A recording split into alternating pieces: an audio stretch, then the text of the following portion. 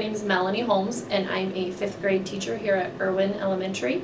Soaring Hawk was invited in today because the 5th grade science standards, we wanted to make more hands-on and more engaging for the students.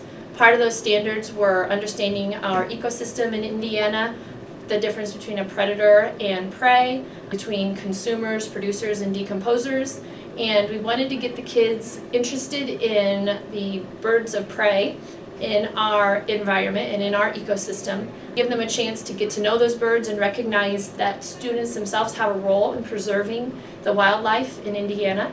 So we were looking at how different species, when they become endangered or become extinct, what happens to the balance within an ecosystem. So in talking about that the last few weeks, students did food webs and food chains and really looked at what happens when we lose a species from our environment, how whatever those consumed then become out of control in population. So we talked about what happens to the rodent population when we lose these predators. So it was neat for the kids to get to see these predators firsthand. So now the students are going to do a hands-on lab with owl pellets provided by Soaring Hawk, that the students can now use a table in order to take apart these owl pellets and try to figure out what was in the diet of these predators, and then use their skills and hands-on application of questioning and inquiring.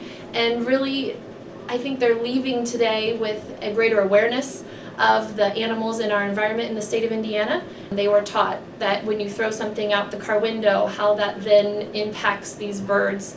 And now they're a little more aware of their own role as a civilian in a broader society. I guess what the big takeaway was trying to take a topic that we've studied in the classroom and turn it into a deep learning experience.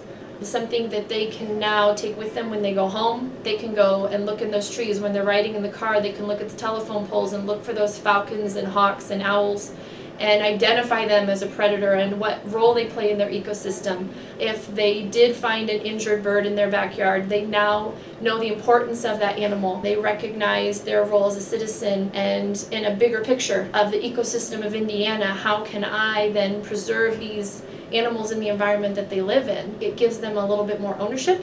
They recognize their responsibilities as not just a 5th grader studying something in a science book. It makes it real for them.